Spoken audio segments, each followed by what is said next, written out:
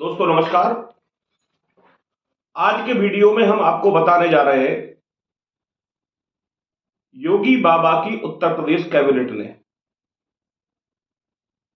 Power of attorney पर 7% stamp देने की शर्तें लगा दी है। दोस्तों दो तरह की पावर ऑफ अटॉर्नी को छोड़ दिया गया है। एक तो रक्त संबंध में पावर ऑफ अटॉर्नी आप कर सकते हैं, उसको स्टांप से छूट है। दूसरा, प्रॉपर्टी की देख रेख करने के लिए भी जो पावर ऑफ अटॉर्नी की जाती है उसमें स्टांप ड्यूटी से छूट दी गई। दोस्तों खेल ये चल रहा था हमारे प्रदेश में कि जमीनों की खरीद फरोख्त पावर ऑफ अटॉर्नी के माध्यम से चल रही थी। अकेले पश्चिमी उत्तर प्रदेश में करीब 2000 पावर ऑफ अटॉर्नियां ऐसी पाई गई जिनके माध्यम से जमीन की खरीद फरोख्त की गई। जब इस संबंध में जांच की गई तो पावर ऑफ अटॉर्नियों के माध्यम से जो खरीद फरोख्त हुई उससे करोड़ों रुपए का चूना जो है उत्तर प्रदेश सरकार को लगा। तो मामले में हड़कंप मच गया और योगी बाबा ने अपनी कैबिनेट में एक प्रस्ताव पास कराया कि अब पावर ऑफ अटॉर्नी पर बेनामे की तरह 7% स्टांप लगेगा। खेल क्या चल रहा था दोस्तों,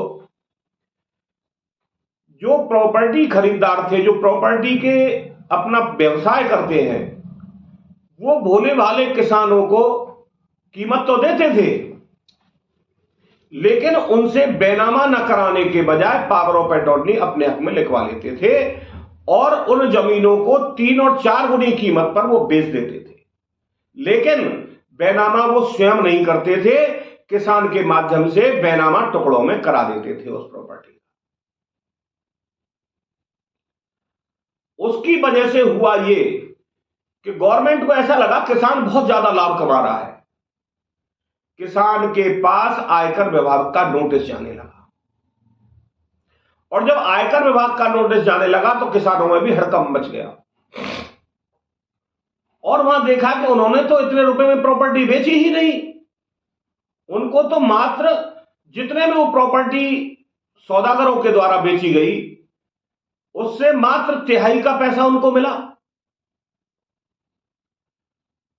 तब जाके योगी सरकार की नींद खुली और उन्होंने पावर ऑफ अटॉर्नी के लिए एक संशोधन ले आए स्टांप एंड रजिस्ट्रेशन एक्ट में कि अब पावर ऑफ अटॉर्नी रक्त संबंधों को छोड़कर या प्रॉपर्टी की देखरेख के लिए निष्पादित पावर ऑफ अटॉर्नी को स्टांप ड्यूटी से छूट दी गई है। लेकिन अगर जमीन की खरीद फरोख्त के लिए पावर ऑफ अटॉर्नी की गई है तो उसमें निश्चित रूप से 7% का स्टांप शुल्क लगेगा। पावर ऑफ अटॉर्नी के माध्यम से उत्तर प्रदेश सरकार को करोड़ों रुपए का चूना लगाया जा रहा था। जो प्रॉपर्टी डीलर थे वो दुगनी और 4 गुनी रकम वसूल करके 2 नंबर में और वो वहां से हट जाते थे। किसान बेचारे परेशान रहते थे। तो योगी सरकार के द्वारा जो ये फैसला लिया गया है स्वागत योग्य है। बहुत अच्छी पहल योगी सरकार के द्वारा की गई है। मैं धन्यवाद देता हूं योगी बाबा की कैबिनेट को जिन्होंने ऐसे संगीन मुद्दे पर ध्यान दिया और इसका समाधान भी निकाला। तो दोस्तों अब याद रखें, अगर आपको अपनी जमीन बेचनी है तो पावर ऑफ अटॉर्नी के माध्यम से आप अपनी जमीन न बेचें, अन्यथा जो जमीन के खरीदार हैं वो इस प्रॉपर्टी का बेनामा आपके माध्यम से करा देंगे और आपके पास इनकम टैक्स का नोटिस आता रहेगा। आप परेशान होते रहेंगे, आपको टैक्स पे करना पड़ेगा और जो मुनाफा ले गया उसका कोई लेना देना नहीं है, कहीं रिकॉर्ड में उसका नाम नहीं है। तो हमेशा ध्यान रखें दोस्तों, अगर आपको अपनी प्रॉपर्टी बेचनी है पावर ऑफ अटॉर्नी के माध्यम से आप अपनी प्रॉपर्टी न बेचें।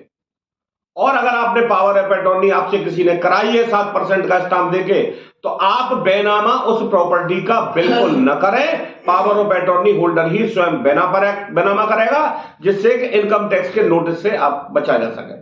तो किसान भाइयों से मेरा निवेदन है विशेषकर कि वो इन चीजों का ध्यान रखें, पावर ऑफ अटॉर्नी करने से बचें और जिससे कि आपको इनकम टैक्स से परेशानियों का सामना न झेलना पड़े। मैं धन्यवाद देता हूं योगी बाबा को और उसकी कैबिनेट को, जिन्होंने ऐसा साहसिक निर्णय लिया, ऐतिहासिक निर्णय लिया। जय श्री राम, जय श्री कृष्णा, राधे राधे, जय श्री राम।